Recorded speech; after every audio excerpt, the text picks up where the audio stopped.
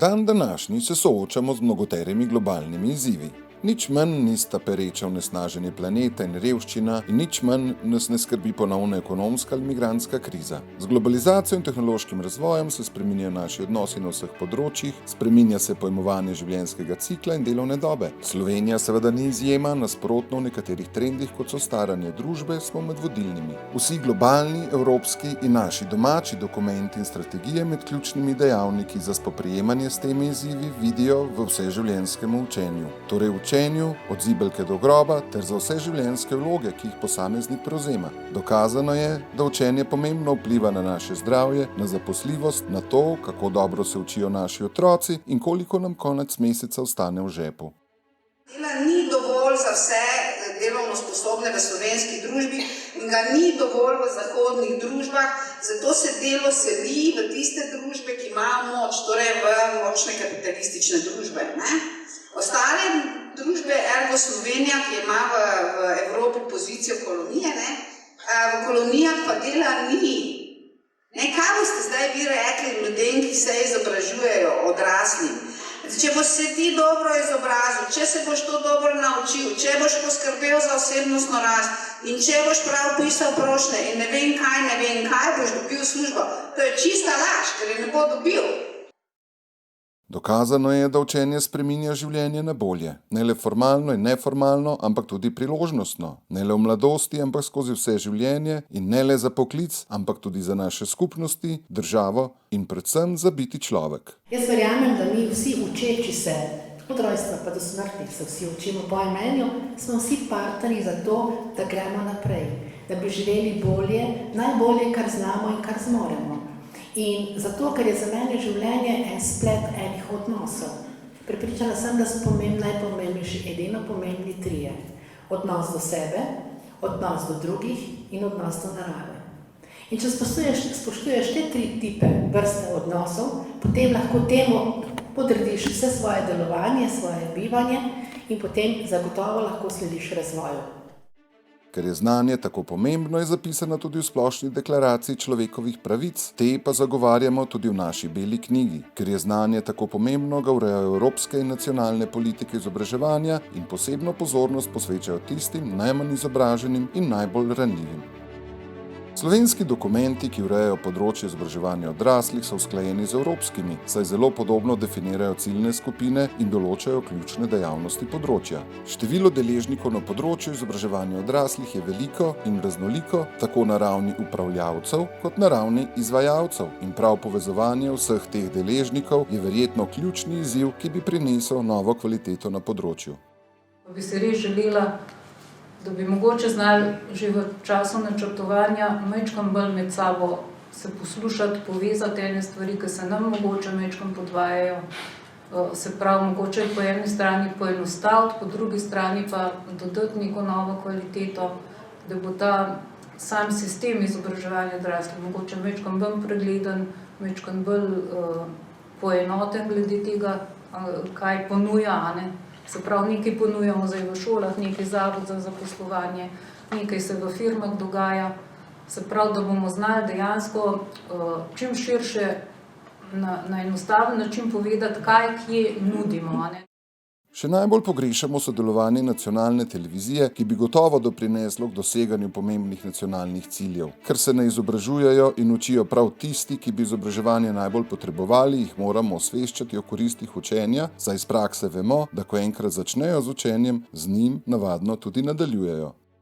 In ko ugotavljamo, kaj so tiste ovire, da nekdo ni zainteresiran, ko gremo globlje tudi v teh kvalitativnih intervjujih, tudi to, kar je bilo danes slišano z vidika vključevanja starejših moških, vedno znova nekako prepoznamo, da se nekako naši tisti nevključeni odrasli ne zavedajo, kaj so lahko koristi za njega. In spet bom rekla, dostikrat mislijo, da korist bo samo za nekoga tretjega, za delodajalca, za državo, ne pa za njega samega, tako da moramo veliko s terenskim delom, s tem ozaveščanjem graditi na prepoznavanju koristi na individualni ravni. V Sloveniji pripravljamo novo belo knjigo in nov nacionalni program za izobraževanje odraslih, ki bosta pomembno začrtala področje izobraževanja odraslih za prihodnost. Priprava bo temeljila na raziskavah in priporočilih Evropske unije in OECD ter domači zakonodaji in domačih izkušnjah. Torej, tu bom izpostavila, glede na sedanji nacionalni program, tri ključne probleme, ki se vsako leto pojavljajo v naših razpravah. Najprej je tu problem javnega financiranja izobraževanja odraslih, ki ga je generalno premalo. To si bodimo na jasnem, da je približno 3% vseh sredstev, ki jih država daje za šolski sistem, gre izobraževanje odraslih. Sem prav šla preračunavati za zadnje podatke SURS-a za leto 2017. Skratka, generalno je tega denarja premalo, da bi se lahko uresničili zastavljeni cilji. Sicer pa ob obravnavah teh letnih programov in določil člani in članice strokovnega sveta opozarjamo na nepreglednost predstavljenih načrtov. V zadnjih letih opažamo krčenje integralnih sredstev na račun sredstev Evropskega socialnega sklada. Seveda ostajajo problemi realizacije načrtovanih sredstev, kajti nobeno leto ni 100% realizacije. Nesorazmerno financiranje po prednostnih področjih, kar bom vse prikazala v nadaljevanju v tabelarnih pregledih. In seveda tudi opozarjamo, da manjkajo analize o učinkih tega financiranja. Morda je prav zaradi podfinanciranja v resoluciji sveta o prenovljenem Evropskem programu za učenje odraslih izobraževanje odraslih v Evropi dodeljen vzdevek najšibkejši člen v verigi vseživljenjskega učenja.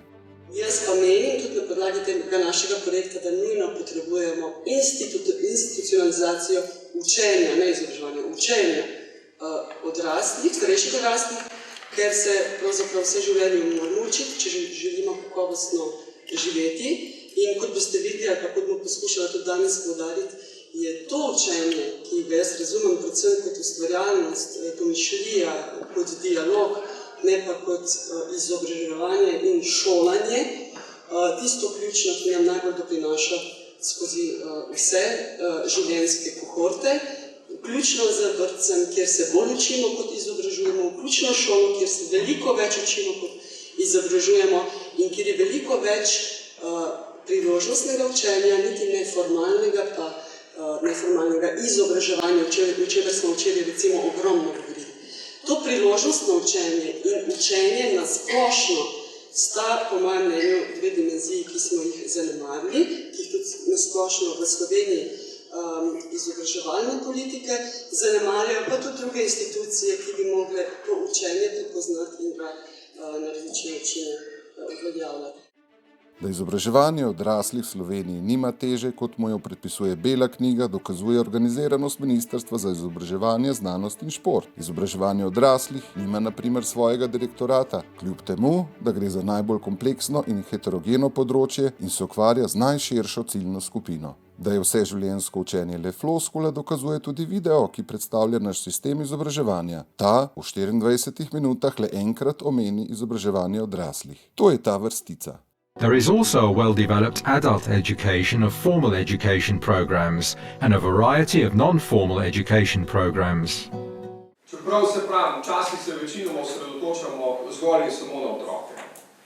Ampak v naslednjih mesecih, pol leta, jaz mislim, da bomo morali polovico energije, ob vsem, kar delamo, dejansko posvetiti temu izobraževanju odraslih. Zdaj, izobraževanju, upskillingu, reskillingu ali kakorkoli se že vsemu temu reče. Je na vse to dejal minister in drastično znižal sredstva za dejavnosti izobraževanja odraslih za naslednje 2 leti.